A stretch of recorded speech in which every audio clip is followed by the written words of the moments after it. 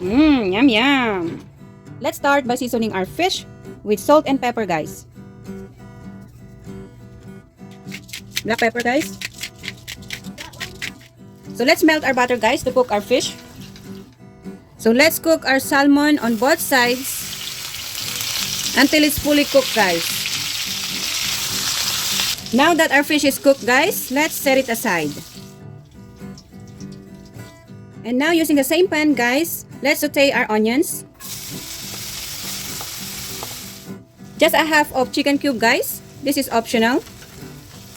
Make sure that we melt it nicely.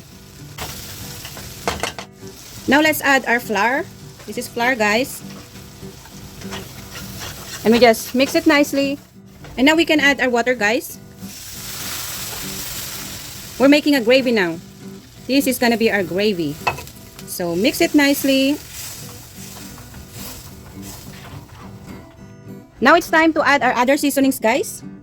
This is our dried basil leaves, our soy sauce, minced garlic, guys, and our lemon squeeze, guys. It's fresh lemon squeeze. So I'm using a small lemon. It's fresh lemon squeeze. Use a strainer, guys, if your lemon has a lot of seeds. And now let it come into a nice boil, guys.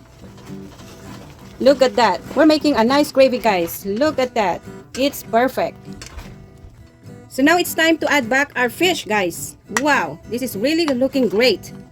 Look at that.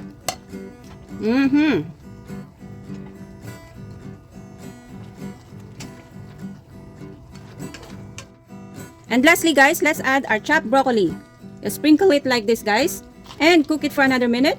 And that's it, guys. Wow, serve and enjoy. Thank you for watching. Yum yum.